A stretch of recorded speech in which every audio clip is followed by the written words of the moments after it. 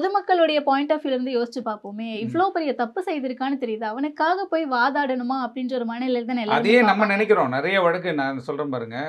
வழக்கறிஞர் படிக்கிறாங்க இல்லையா? ம். நெறைய வழக்கறிஞர் நமக்கு தெரிஞ்ச வழக்கறிஞர்களா இருக்கட்டும், வெளி மாநிலங்கள்ல நம்ம டிராவல் பண்ணா இருக்கட்டும், இந்த ரேப் கேஸாக இருக்கட்டும், மர்டர் கேஸ் இதெல்லாம் பார்க்கறதே கிடையாது. ஓகே. அதுக்குன்னு ஒரு டீம் இருக்காங்க. அவங்க மட்டும் தான் அதெல்லாம் பார்ப்பாங்க. ஒருத்தர் லேபர் லா மட்டும் தான் பண்ணுவாங்க. ஒருத்தர் ஃபேமிலி கேஸ அது மட்டும் தான் பண்ணுவான். Divorce case, restriction of conjugal rights, maintenance, DV இது மட்டும் தான் பார்ப்பான்.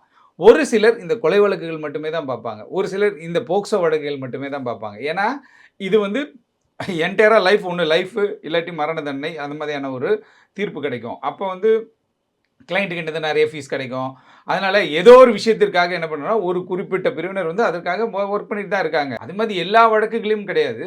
ஒரு சில வழக்குகள்ல தவிர்க்கிறாங்க. ஒரு சில வழக்குகள்ல என்ன பண்ணா வழக்கறிஞர் அப்பியர் ஆகுறாங்க. ஏன்னா, ஏதாவது ஒரு பாயிண்ட் ஏதோ ஒரு லூப் லைன்ல வந்துட்டு அவருக்கு ஒரு வாய்ப்பு கிடைக்கும்.